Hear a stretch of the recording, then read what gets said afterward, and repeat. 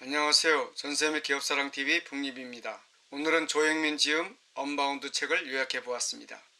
기존의 성공을 이뤄낸 법칙, 경험, 논리, 지식, 자질이 더 이상 의미 있는 결과로 연결되지 않는 상황 속에서 우리에게는 발상의 전환, 즉 새로운 관점으로의 변화가 절실히 필요합니다. 언바운드 하라. 내가 가진 생각의 속박, 습관적인 사고의 틀을 과감히 깨고 나 자신과 세상을 다시 바라보는 것입니다. 관점을 달리하면 지금 내게 닥친 문제가 위기가 아닌 기회로 보인다는 것입니다. 이제 북리뷰를 시작하겠습니다. 첫째, 다가온 미래 새로운 생각으로 무장하라. 내가 가진 사고의 틀을 한자리에 고정해 두지 말고 계속 업그레이드해야 한다는 점입니다. 마치 살아 움직이며 진해가는 생명체를 다루듯 하여야 합니다. 문제의 근원에 충분히 접근할 수 있을 만큼 몇 번이고 다시 질문을 던지면서 고민의 내용을 숙성시켜야 합니다.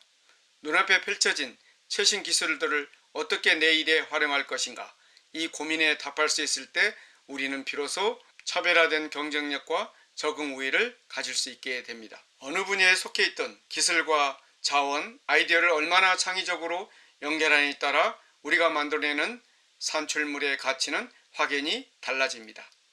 기술과 자원을 효율적으로 탐색하고 그때그때 현명하게 활용할 수 있는 지적 상상력입니다. 배우고 경험한 것을 자신의 업무에 얼마나 창의적으로 연결할 수 있는가입니다. 작은 것이라도 목표를 정해놓고 집요하게 매달려보는 시도를 멈추지 말아야 합니다. 대체 불가능한 사람이 되지 않으려면 생존할 수 없는 시대를 살아가고 있습니다. 생존을 위해 필요한 세 가지로 트렌드 세비는 데이터를 넓고 깊게 보는 능력과 관련이 있고, 딥싱킹은 데이터의 상관관계를 분석해서 최적의 솔루션을 찾아내는 일과 관련이 있으며, 콜래보레이션은 함께 일하는 사람들과 솔루션을 공유하고 구체적인 성과를 창출하는 일과 관련이 있습니다. 이 세 가지 역량은 연결되어 있어서 어느 한 가지만 뛰어나게 잘할 수는 없고 그래서도 안 됩니다. 세 가지 역량의 균형을 이루는 것도 매우 중요합니다. 두 번째, 자신의 일에 새로운 기술을 연결하라입니다. 우리가 이미 갖춘 자원, 즉 주변에서 접할 수 있는 기술과 정보를 다양한 관점으로 최대한 활용하고 연결하면 누구나 뜻밖의 성과를 낼 수 있다는 점입니다. 트렌드 세비할수록 혹은 사용자에 대한 데이터를 광범위하게 확보할수록 좀 더 정확한 인지적, 인체공학적 적분을 깨할 수 있습니다. 하지만 여기에서 한 걸음 더 나아가 확보한 데이터를 분류해 패턴을 파악할 수 있어야 합니다.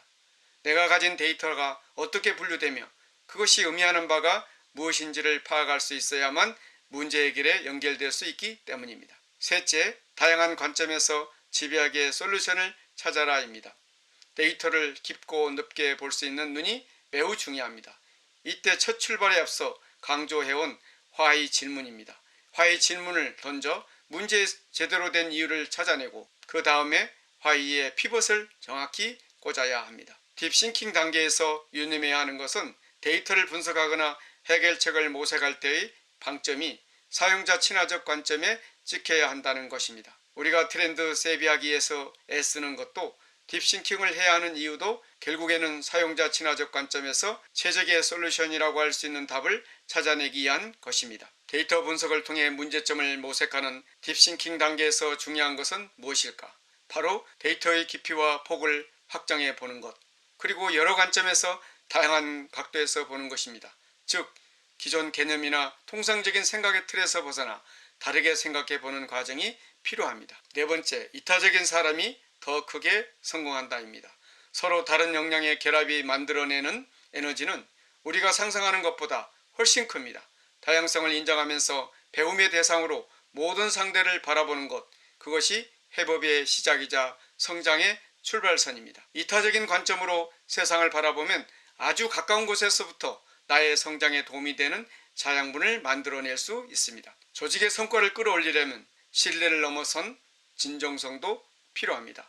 이 진정성이 밑바탕에 깔려있지 않으면 신뢰 역시 언제라도 무너질 수 있는 모래성이 될 수 있기 때문입니다. 다섯 번째, 한계를 뛰어넘어 단단하게 성장하라. 직원들은 공부와 경험을 통해 업무를 통해서는 얻지 못하는 새로운 인사이트를 얻게 되고, 직원들의 새로운 인사이트가 모이면 회의 내용이 풍부해지고 창의적인 해결책이 도출될 가능성이 훨씬 더 커집니다. 개인의 성장에 방점을 찍어주는 문화는 결국 기업에 더 많은 이익으로 돌아오는 것입니다. 지속 가능하게 일하기 위해서는 속도를 잘 조절해서 최상의 에너지를 유지하는 것도 중요하지만 더욱 중요한 것은 나와 타인 모두에게 이로운 일을 하는 것입니다. 모두가 승자가 되는 방식으로 일을 하는 것이야말로 지속 가능한 성장을 위한 지름길입니다. 반드시 일이 되게 하겠다고 결심했다면 그 다음 단계에서 필요한 것은 결과에 집중하는 것입니다.